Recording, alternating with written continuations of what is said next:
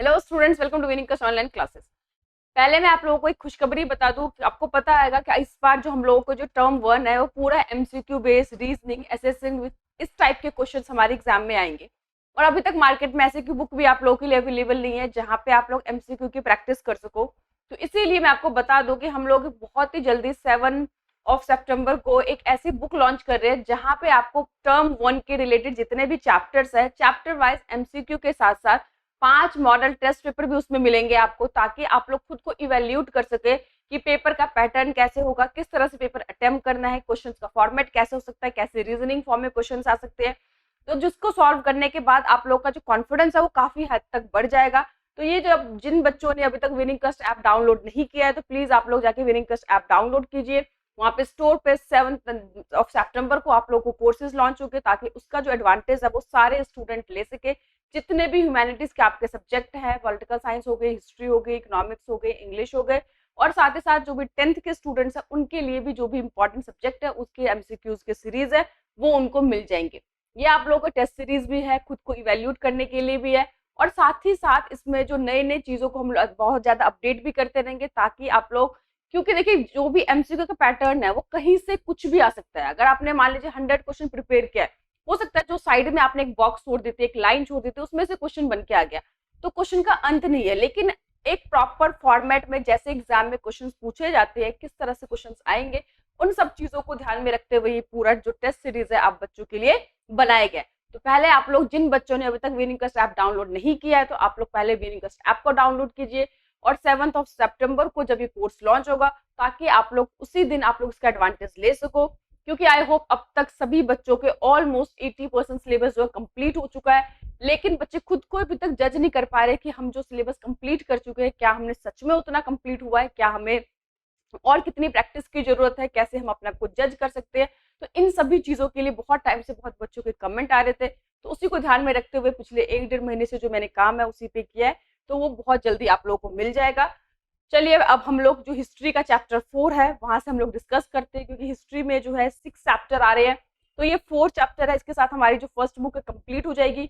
बाकी के हमारे 2 चैप्टर जो बच जाएंगे, पूरा का पूरा हमारा टारगेट है कि 10 सितंबर से पहले पहले हम लोग हिस्ट्री, पॉलिटिकल साइंस और इकोनॉमिक्स का सिलेबस को कम से कम कंप्लीट कर ले। ठीक है, हम लोगों ने टारगेट 15 सितंबर तक बनाया था, बट बच्चे जो यहाँ पे बहुत अच्छा परफॉर्म कर रहे हैं, बहुत अच्छा कर रहे हैं, और इसीलिए हम लोग सोच रहे हैं कि 15 सितंबर से पहले पहले हम लोगों का जो टारगेट है वो कंप्लीट हो जाएगा। तो जिन बच्चों ने अभी तक पढ़ना स्टार्ट नहीं किया है तो आप लोग प्लीज पढ़ना स्टार्ट कर दो, क्योंकि जो एमसीक्यू का जो फॉर्म है, ऐसा नहीं है कि आपको या तो 100% मार्क्स मिल सकते हैं या आपको 0 भी आ सकते हैं। इसीलिए पढ़ाई को सीरियस ले लीजिए, पहले की तरह पढ़ाई नहीं है कि चलो इंपॉर्टेंट क्वेश्चन एंड के दिनों में आपने पढ़ लिया, लर्न कर लिया और आपके एग्जाम में मार्क्स आ गए। तो इसीलिए जिन बच्चों ने नहीं पढ़ना स्टार्ट किया, आप लोग पढ़ना स्टार्ट कीजिए, पहले चैप्टर पढ़िए, एमसीक्यूज की प्रैक्टिस कीजिए। तो चलिए आज हम लोग जो है हिस्ट्री का चैप्टर 4, जिसका नाम है थिंकर्स, बिलीफ और बिल्डिंग, ये बहुत ही इंटरेस्टिंग चैप्टर है, मेरा हिस्ट्री का सबसे फेवरेट चैप्टर है, क्योंकि इसके अंदर जो महात्मा बुद्ध, जो जैन धर्म के, जो जैनिज्म के जो गुरु थे, उन सब के बारे में बहुत डिटेल में बहुत अच्छे से मतलब बता रखा है। तो पहले हम चैप्टर को आगे कंटिन्यू करने से पहले, एमसीक्यूज को सॉल्व करने से पहले, मैं 4 चीजें आप लोगों को बताना चाहती हूँ।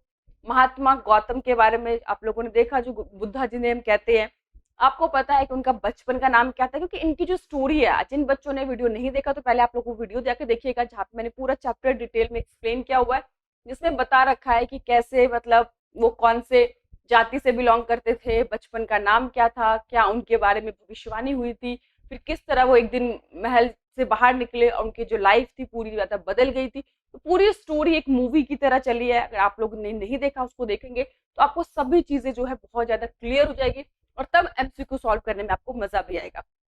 तो फिर भी हम लोग कुछ इंपॉर्टेंट बात जो है महात्मा बुद्ध के बारे में जान लेते हैं कि उनका बचपन का नाम क्या था। सिद्धार्थ था, ये आपको पता ही होगा। बचपन में ही लुम्बिनी जंगल था, जैसे कि उनकी माँ जब प्रेग्नेंट थी तब वो अपने मायके जा रही थी, तो मायके के जाने के रास्ते में एक जंगल पड़ता था, उस लुम्बिनी जंगल के अंदर ही उनकी डिलीवरी हुई थी, और उनकी जो मदर है उनकी डेथ हो गई थी। उसके बाद जो उनके फादर थे, उनकी जो मौसी थी प्रजापति गौतमी, उन्हीं से उनकी शादी हो गई थी। उनका जो पालन पोषण है उनकी मासी के द्वारा ही किया गया।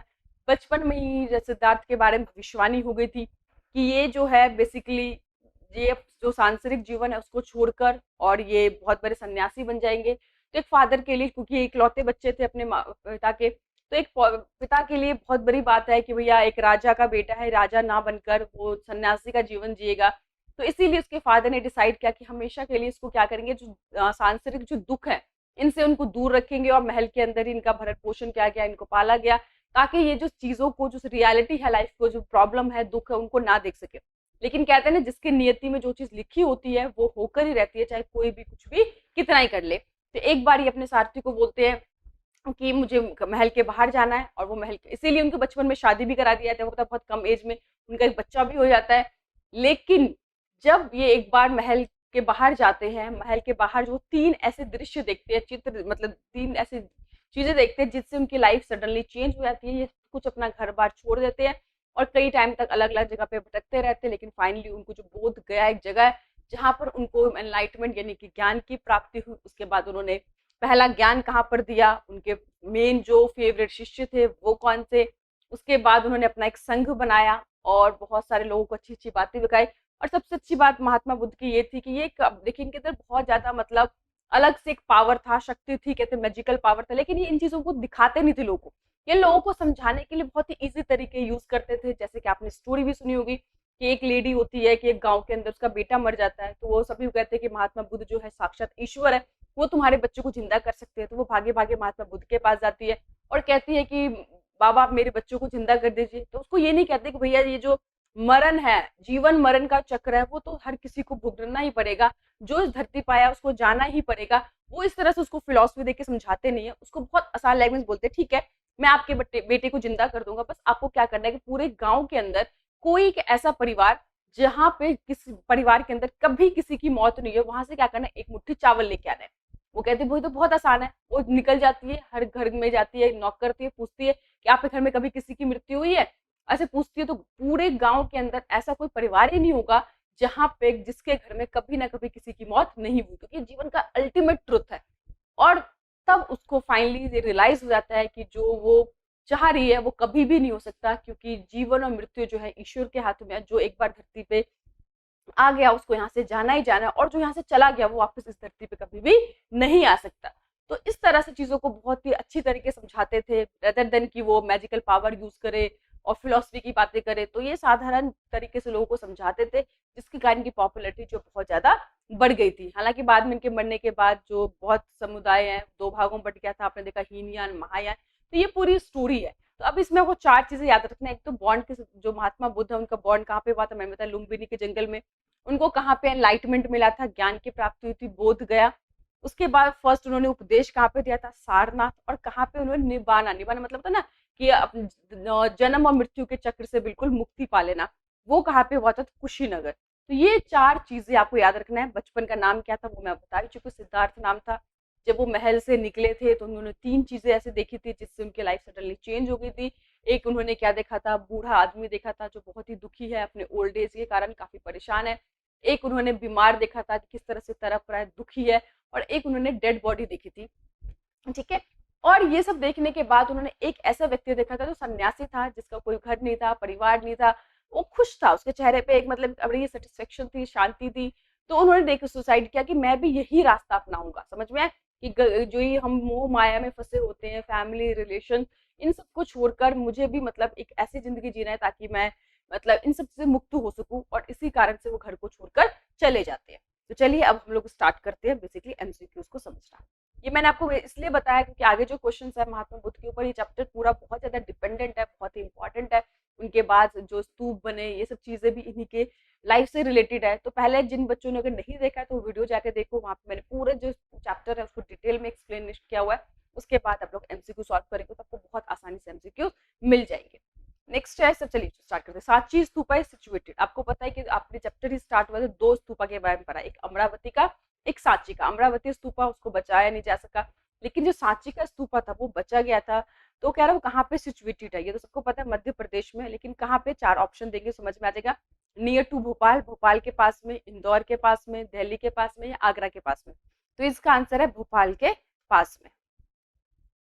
नेक्स्ट है कि 24 ग्रेट टीचर्स ऑफ जैनिज्म। आपको पता है कि जैन धर्म जो था ये एक ऐसा पीरियड था जहां पे आपने देखा कि अलग अलग, केवल इंडिया में ही नहीं, पूरे विश्व में, चाहे वो ग्रीक हो, चाहे वो ईरान हो, चाहे वो इंडिया हो, चाहे वो चाइना हो, सभी जगह पे अलग अलग एरिया में डिफरेंट डिफरेंट फिलोसफर डेवलप हुए थे, जिनको जो बेसिकली बताते थे कि लाइफ के बाद क्या होता है, जिंदगी क्या है, रहस्य जो सच्चाई है लाइफ के बारे में, इस तरह के फिलोसफर डेवलप हुए थे।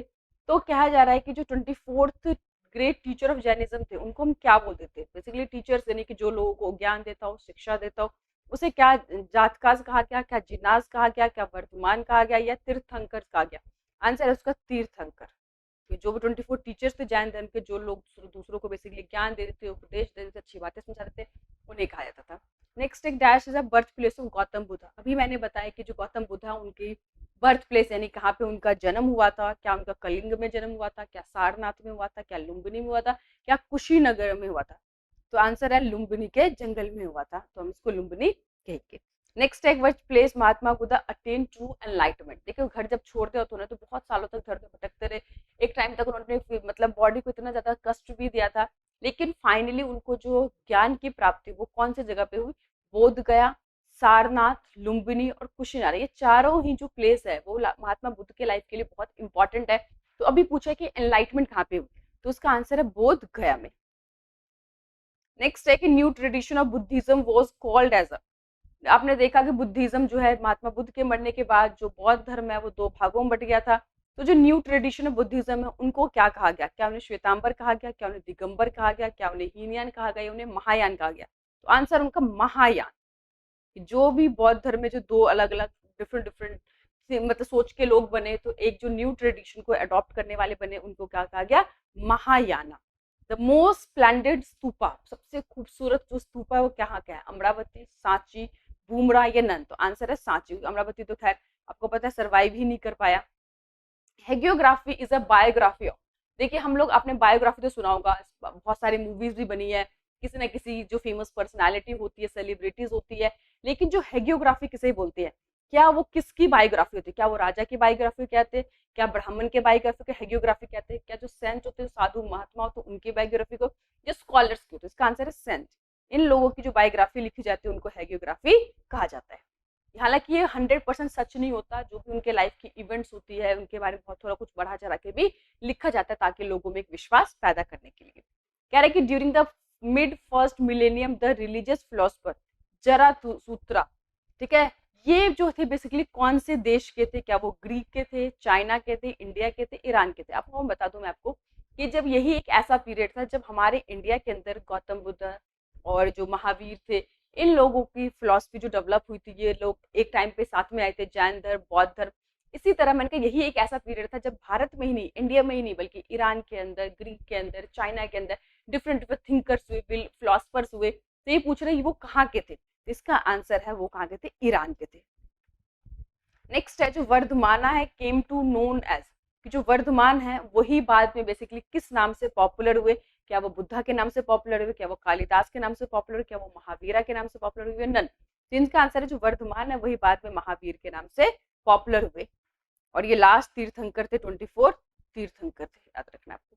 फिर क्या according to the Jainism the last tirthankara, तो जैनिज्म के हिसाब से आखिरी जो 24 तीर्थंकर थे, टीचर थे, वो कौन थे? क्या वो सिद्धार्थ थे, क्या वो महावीरा थे, क्या बुद्धा थे, वो नन थे? तो आपको ये चीज बहुत क्लियरली याद रखना है कि जो जैन धर्म है बेसिकली वो वर्तमान, महावीरा उनसे रिलेटेड थे, और जो बौद्ध धर्म थे वो बुद्धा से रिलेटेड थे। बुद्धा का ही बचपन का नाम सिद्धार्थ था, उनके चार इंपॉर्टेंट प्लेसेस है। तो ये आप लोग कैटेगराइज कर लेना, आप जब नोट्स बनाओगे तो महावीर का अलग बनाना, बुद्धा का अलग बनाना, उनके बारे में, और यहाँ से महावीर के बारे में अलग अलग रखना, क्योंकि बच्चे इसी में सारा दिन कंफ्यूज होते रहते हैं, हीनयान महायान, कहीं वो जैन धर्म में, तो ये सब चीजें जो है बौद्ध धर्म से रिलेटेड थी। ठीक है, तो ये एक प्रॉपर चीजों को जब समझोगे कि बौद्ध धर्म और जैन धर्म अलग अलग थे, उनकी स्टोरी भी अलग थी, उनकी थोड़ी सी फिलोसफी में भी अलग थी, क्या चीज डिफरेंट था, तो वो आप जब कैटेगराइज करोगे तो आपको अच्छे समझ में आएगी, ताकि आप एक धर्म को दूसरे धर्म से मर्ज ना कर सको। तो यहाँ पे लास्ट तीर्थंकर जो है वो महावीरा थे। नेक्स्ट है the internal function of the Sangha was based on the tradition of. आपको पता है कि जो महात्मा बुद्ध थे उन्होंने घर बार त्याग दिया था, और उसके बाद जब उनको एनलाइटमेंट हुआ, ज्ञान की प्राप्ति हुई, तो उन्होंने बहुत सारे संघ बनाए। संघ के अंदर क्या होते थे, जो स्टार्टिंग में तो उन्होंने जो फीमेल है उसको आने से बैन कर रखा था, केवल जो मेल थे वही इसके मेंबर बन सकते थे। इनको बहुत ही जो सिंपल एंड जो सादा जिंदगी होती है वो उनको जीना होता था, अपने लिए कुछ वो स्टोर नहीं कर सकते थे, संचय नहीं कर सकते थे। एक उनके पास कटोरी होती थी, वो उनसे भिक्षा मांगकर जीवन यापन करते थे। तो ये एक बहुत ही सिंपल सादी लाइफ जीती थी, कुछ उनके रूल्स थे। तो यही पूछ रहा है कि जो फंक्शन होते थे, जो संघ के जो फंक्शन थे, जो भी, तो वो बेसिकली कौन से ट्रेडिशन पे बेस्ड थे? क्या वो जातका के बेस पे, क्या वो गणास के बेस पे, क्या वो गृहपति के बेस पे, क्या वो याजना के बेस पे? तो जो इसका मेन होगा गणा के बेस पे। क्योंकि आपको पता है कि जो भी साधु होते हैं, ये जो भी उनके अपने जो होते हैं कुछ बेसिकली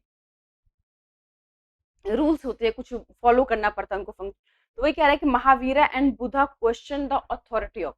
देखिए ये दोनों जो ही थे, हालांकि हमने इनकी पढ़ा कि बहुत डिफरेंसेस थे, उनकी स्टोरी अलग है, इनकी स्टोरी अलग है, लेकिन दोनों में कॉमन चीजें क्या थी कि दोनों ने जो वेद जो अपने आप को बहुत ज्यादा सुपीरियर बताते, देखा ना महावीर और बुद्धा दोनों ने किसके अथॉरिटी पे क्वेश्चन उठाया? तो सबसे पहले इसका आंसर वेद के, क्योंकि वेद में दिखाया गया कि किस तरह से मतलब बताते थे ब्राह्मण वगैरह कि वेद के अंदर जो कास्टिज्म था, मतलब lower caste, upper caste, lower caste लोगों को बेसिकली चैंटिंग नहीं करने दिया जाता था, पूजा पाठ करने से रोका जाता था। तो इस चीजों के ऊपर उन्होंने क्वेश्चन उठाया। और ये जो बेसिकली बौद्ध और जैन धर्म पॉपुलर भी हुई थी, इसके रीजन भी यही थे कि उसमें कास्टिज्म नाम की कोई चीज नहीं थी। जब भी एक बार कोई संघ में चला गया तो वहां पर जो है, चाहे वो राजा हो, चाहे वो गरीब हो, चाहे वो ब्राह्मण हो, चाहे वो शेड्यूल कास्ट हो, सभी को इक्वल ट्रीट किया जाता था। ये जो शेड्यूल कास्ट लोगों को बहुत अच्छी लगी कि पहली बार कोई ऐसा धर्म आया जो इक्वालिटी की बात करता है, बराबरी की बात करता है, इंसान की बात करता है।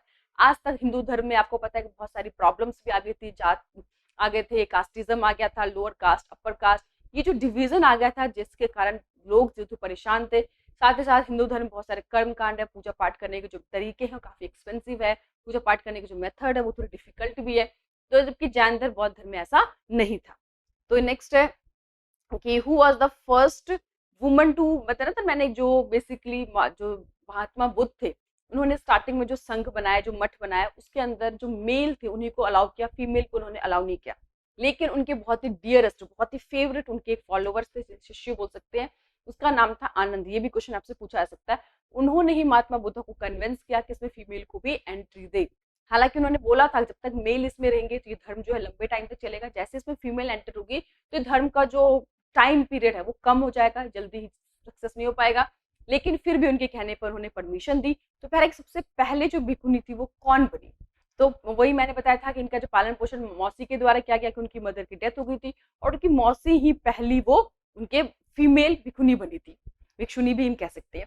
तो कह रहा महाप्रजापति गौतमी। तो याद रखना ये जो उनकी मतलब मौसी कह लो, स्टेप मदर कह लो, जिन्होंने इनका पालन पोषण किया था, तो वही पहली भी इनकी फीमेल संघ में आई थी। कह रहा who provided money for the preservation of Sanchi stupa. Sanchi stupa को प्रिजर्व करने के लिए किसने फंड दिया था, किसने पैसा दिया था? क्या जॉन मार्शल ने दिया था? क्या बेगम ऑफ गोपाल, भोपाल के बेगम ने दिया था? अलेक्जेंडर कनिंघम ने दिया था? या नन ऑफ द? तो आपने देखा जो बेगम ऑफ भोपाल थे, पहले सुल्तान जहां थी, फिर उसके बाद बेगम, तो इन दोनों ने क्या करा कि फंडिंग दी, पैसा दिया, जिस गेस्ट हाउस में रह गया सांची के बारे में जो लिखा गया, उसके बाद उनको पब्लिश करने के लिए जो पैसा दिया, ये सब जो काम है वो किसके द्वारा दिया गया था? बेगम ऑफ भोपाल के द्वारा किया गया था। नेक्स्ट है what was the name of गणा विच बुद्धा बिलोंग टू। आपको पता है बुद्धा जो किस गण से बेसिकली बिलोंग करते थे? लिच्छवी, शाक्य, कौल्यास, कंबोज। तो इसका आंसर है Shakya. How many avatar of Vishnu are identified by the Vaishnava? आपको पता है हमारे देश में माना जाता है कि जो विष्णु है उन्होंने डिफरेंट डिफरेंट टाइप में, डिफरेंट डिफरेंट टाइम पीरियड में अवतार लिया, इंसान के रूप में, कभी कृष्णा के रूप में, कभी अलग अलग भगवान के रूप में। तो कह रहे हैं कि कितने अवतार उनके माने गए हैं? तो उनके 10 अवतार माने गए। आपको याद रखना, हम राम के रूप में, कृष्ण के रूप में, ये सारे विष्णु के ही अवतार थे। कितने अवतार माने गए? 10 अवतार उनके माने गए। लिखा था संघ वॉज एसोसिएटेड ऑफ वूम। जो संघ थे वो किससे एसोसिएटेड थे? क्या वहाँ पे मर्चेंट रहते थे? क्या वहाँ पे ट्रेडर्स रहते थे? क्या वहाँ पे डांसर्स रहते थे? क्या भिक्षुज रहते थे? आपने देखा कि जो बुद्ध है, जो भिक्षु होते थे, जो अपना घर बार त्याग देते थे, वो संघ में आते थे, संघ के रूल्स को फॉलो करते थे। तो ये जो है संघ किससे एसोसिएटेड था? भिक्षु से। जो मेल भिक्षु और जो फीमेल थे भिक्षुनिया कहा गया। नेक्स्ट है चूज द करेक्ट ऑप्शन। इसमें से कौन सा जो ऑप्शन है सही है? कि सांची स्तूपा जो है भोपाल के पास सिचुएटेड है। सांची स्तूपा किसने प्रिजर्व किया? जो भोपाल की बेगम के द्वारा। सांची स्तूपा जो है महात्मा बुद्धा से बिलोंग करते हैं। ये ऑल ऑफ दीज, तो ये सारे ही स्टेटमेंट बिल्कुल करेक्ट है। अभी हमने देखा ये सारे कि भोपाल के पास सिचुएटेड है, जो बेगम ऑफ भोपाल है उन्होंने फंड दिया, पैसा दिया उसको प्रिजर्व करने के लिए, उसको बचाने के लिए। और सांची स्तूपा जो है वो बौद्ध धर्म से रिलेटेड है, बुद्धिज्म से रिलेटेड है। तो सारे ही जो स्टेटमेंट है बिल्कुल करेक्ट है। नेक्स्ट है कि what was the balcony like structure in stupa call, stupa के अंदर जो बालकनी लाइक स्ट्रक्चर तो उन्हें क्या बोलते हैं, क्या उन्हें अंडा बोलते हैं, क्या उसे हर्मिका बोलते हैं, क्या उसे यष्टि बोलते हैं या छतरी बोलते हैं, तो इसका आंसर है हर्मिका। जब आप लोग स्तूपा देखोगे तो आपको समझ में आ जाएगा। नेक्स्ट है जो जातक स्टोरीज रिलेटेड हुई, जातक स्टोरी जो थी किससे रिलेटेड थी, क्या जैन से, बुद्धिज्म से, हिंदुज्म से या सिखिज्म से, तो इसका आंसर है बुद्धिज्म से। नेक्स्ट है Mahayana belong to which religion, मैंने आपको बताया बौद्ध धर्म के बाद जो थे उनके फॉलोअर्स जो थे, उनके जो भी अनुयायी थे वो दो भागों में डिवाइड हो गए थे, एक उनकी जो पुरानी ट्रेडिशन थी पुरानी सोच के थे, एक मॉडर्न सोच के हो गए थे। तो जो मॉडर्न सोच के हो गए थे उन्हें क्या हुआ था, महायान। तो ऑफकोर्स महायान जो है कौन से धर्म से रिलेटेड होंगे, क्या वो जैनिज्म से, बुद्धिज्म से, क्या वो हिंदुज्म से, तो इसका आंसर क्या होगा, बुद्धिज्म से बिलोंग करते। फिर कह रहा है कि ना महात्मा बुद्ध ने पहला उपदेश जब उनको एनलाइटमेंट हुआ, ज्ञान की प्राप्ति हुई, तो पहला उन्होंने कहाँ पे दिया था, क्या उन्होंने कपिल वस्तु में दिया था, क्या उन्होंने सारनाथ में दिया था, क्या वो गया में दिया था, क्या उन्होंने कुशीनगर में दिया था, तो इसका आंसर है सारनाथ में दिया था। नेक्स्ट है कि who provided money for the preservation of the ancient site, ancient site मतलब यहाँ पे भी सांची स्तूपा की बात करें, किसके द्वारा प्रिजर्व किया गया, तो है जहां क्या ना शाहजहां बेगम के द्वारा, उनकी सक्सेसर थी सुल्तान जहां बेगम। अभी हमने देखा सांची स्तूपा के लिए जो फंड दिया गया, उन्होंने गेस्ट हाउस बनाया जहां पर रहकर उनको लिखा गया, जॉन मार्शल के द्वारा जो सांची की स्तूपा के बारे में लिखा गया है उनके लिए गेस्ट हाउस बनाया, जब उन्होंने लिखा पूरी उस बुक को पब्लिश करने का जो पैसा है वो सब किसके द्वारा दिया गया था, सुल्तान जहां बेगम के द्वारा। और इसीलिए जॉन मार्शल ने जब बुक लिखी सांची के ऊपर तो किसको डेडिकेट किया था, सुल्तान जहां बेगम को। तो क्वेश्चन पूछ रहा है किसने एंशिएंट साइट को प्रिजर्व करने के लिए पैसा दिया, फंड दिया, शाहजहां बेगम ने, सुल्तान जहां बेगम ने, ए और बी दोनों ने या नन, तो इसका आंसर है ए और बी दोनों। दोनों के द्वारा गया, पहले शाहजहां बेगम ने दिया, बाद में उनकी सक्सेसर है उनके द्वारा भी इस काम को कंटिन्यू रखा गया। फिर मैंने बताया था कि जॉन मार्शल है, उन्होंने एक वॉल्यूम लिखी थी सांची के ऊपर, बहुत कुछ डिटेल में लिखा था, उसको प्रिंट कराने के लिए भी पैसा किसने दिया था, सुल्तान जहां बेगम के द्वारा। तो ऑप्शन पूछ रहे किसको डेडिकेट किया था उन्होंने, क्या शाहजहां बेगम को क्या था, सुल्तान जहां बेगम क्या था, दोनों को ही क्या था या नन, तो उन्होंने किसको किया था, सुल्तान जहां बेगम को डेडिकेट किया था। नेक्स्ट है कि जो ऋग्वेदा है, जो ऋग्वेद हमको पता है उसमें कौन से भगवान की तारीफ की गई, यानी कि ऋग्वेद में किस भगवान को बेसिकली बढ़ा चढ़ाकर दिखाया गया, क्या अग्नि इंद्र सोम को, शिव विष्णु अग्नि को, अग्नि शिव गणेश को, विष्णु सोम अग्नि को, तो इसका आंसर है अग्नि इंद्र और सोम। वेद के अंदर बेसिकली इन्हीं भगवान के बारे में ज्यादातर बताया गया है। नेक्स्ट है कि आफ्टर डेथ ऑफ बुद्धा, है ना, उनके बुद्धा की डेथ के बाद his teaching was compiled bye, आपको पता है जब पूरे लाइफ में जिंदगी भर जब तक बुद्ध जिंदा थे उन्होंने अपने जो मैसेजेस दिए बेसिकली ओरल दिए, देखिए उनके डेथ के बाद जो भी उनके फॉलोअर्स थे, जो उनको मानते थे, जो उनके पीछे चलते थे, उन लोगों ने मिलकर क्या बनाया, उन्होंने एक बुक बेसिकली बनाई जिसे क्या कहा गया, पूछा है कि त्रिपिटिका, विनय पिटिका, अभिधम पिटिका, नन, तो इसे क्या कहेंगे, त्रिपिटिका, यानी कि तीन बेसिकली कहते हैं, इसमें तीन बास्केट है जो अलग अलग रिलेटेड है, अलग अलग चीजों की, एक फिलोसफी के लिए है, एक उनकी टीचिंग के लिए बुद्ध के ने क्या टीचिंग दिया, एक संघ में रहने वाले के लिए रूल्स एंड रेगुलेशन, तो तीन उन्होंने बेसिकली जो भी बुक्स बनाई थी, तीन एक तरह समझ ले तो उसको त्रिपिटिका कहा गया। तो कह रहे त्रिपिटिका मीन्स क्या था, मीन्स थ्री, तो यहाँ पे पूछ रहा है क्या 3 बास्केट, 4 बास्केट, 2 बास्केट, तो इसका आंसर होगा 3 से याद रखना, 3 मतलब 3 बास्केट। ये एक ऐसा बास्केट जहाँ पे डिफरेंट डिफरेंट चीजों के लिए डिफरेंट डिफरेंट उन्होंने बनाए थे। तो कह रहा है कि dash contained rules and regulation for those who join the संघ, जो संघ ज्वाइन करते थे उनको कुछ रूल्स कुछ नियम को फॉलो करने पड़ते थे। ये जो बात है वो किस पिटिका के अंदर लिखा गया है, क्या विनय पिटिका के अंदर, क्या सूत पिटिका के अंदर, क्या अभिधम पिटिका के अंदर या नन, ये तीन पिटिका आपको याद रखना है। तो किसके अंदर लिखा गया रूल्स रेगुलेशन, विनय पिटिका के अंदर। नेक्स्ट है बुद्धा ने जो टीचिंग यानी कि जो उनके मैसेजेस थे, जो पढ़ाते थे, जो टीच करते थे लोगों को, वो किस पिटिका के अंदर है, तो वो है सूत पिटिका। नेक्स्ट है कि बुद्धा चाइल्डहुड, बचपन का उनका नाम क्या था, मैं आपको स्टार्टिंग में बता चुकी हूँ उनके बचपन का नाम क्या था, Siddharth. What did the Buddha see when he first came out of the palace? ये भी मैंने आपको बताया कि जब वो पैलेस से पहली बार बाहर निकले तो उन्होंने क्या देखा था, क्या एक ओल्ड मैन बूढ़ा आदमी देखा था, क्या एक बीमार आदमी देखा था, एक लाश देखी थी, या ऑल ऑफ द अबव, तो उन्होंने सभी चीजें देखी थी। और यही सब देख के उनके मन में काफी दुख हो गया था और उन्हें समझ में आ गया था कि ये जो जिंदगी जी रहे हैं वो ठीक नहीं है, और इसलिए उन्होंने अपना घर बच्चे बीवी सबको त्याग दिया था और सही ज्ञान की प्राप्ति में वो चले गए थे। काफी तब घूमे थे, काफी स्ट्रगल किया, तब जाकर उनको एनलाइटमेंट की प्राप्ति हुई और उसके बाद वो जिंदगी भर लोगों को अच्छी बातें समझाने में, लाइफ के मैसेजेस देने में, वो सब पूरी जिंदगी उन्होंने निकाल दिया। आई होप आपको समझ में आ गया होगा। लेकिन मैं फिर से बोल रही हूँ, जिन बच्चों ने पहले चैप्टर्स नहीं पढ़ा, ये चैप्टर की वीडियो नहीं देखा, तो पहले आप लोग चैप्टर पढ़े, चैप्टर को वीडियो देखे, उसके बाद एमसीक्यूज करेंगे तो आपको समझ में आएगा। क्योंकि एमसीक्यू आप लर्न नहीं कर सकते। ये बच्चा सोचे ठीक है हम इंपॉर्टेंट एमसीक्यू बता दे, लर्न कर ले, तो ये जो चीज है बिल्कुल इम्पॉसिबल है। कोई भी अगर आपको ऐसा बोलता है तो ये पॉसिबल नहीं है। लेकिन आपको चैप्टर्स पढ़ने ही पड़ेंगे, तब एमसीक्यू सॉल्व करो। जितने एमसीक्यू सॉल्व करोगे उतनी बार क्या होगी, आपकी रिवीजन होगी। और इसीलिए इस तरह की जो बुक है हम लेके आ रहे हैं, लॉन्च कर रहे हैं, ताकि हर एक बच्चे के लिए ईजी हो सके। क्योंकि फर्स्ट टाइम आप लोग ऐसा एग्जाम दे रहे हो जिसमें 100% एमसीक्यू रीजनिंग के क्वेश्चंस होंगे। तो वो चीज आपको एग्जाम से पहले ही आप लोग जब वो सॉल्व कर लेंगे और जब पेपर देने जाएंगे तो आपको लगेगा कि ठीक है मैं एक टेस्ट ही सॉल्व कर रहा हूँ। तो आपको एक डर जो है, एक हेजिटेशन जो है, कैसे एग्जाम आएगा, कैसे अटेम्प्ट करना है, वो बेसिकली आपका खत्म हो जाएगा। तो इसीलिए मैं बोल रही हूँ फिर से कि जिन्होंने अब तक विनिंग कैसे आप डाउनलोड नहीं किया, आप लोग डाउनलोड कीजिए। 7 सितंबर को ये कोर्स लॉन्च हो जाएगा, ताकि लॉन्च होते ही आप लोग उसका एडवांटेज ले सके। बाकी कोई भी दिक्कत हो, प्रॉब्लम हो, आप लोग मुझे कमेंट कर सकते हैं। Thank you.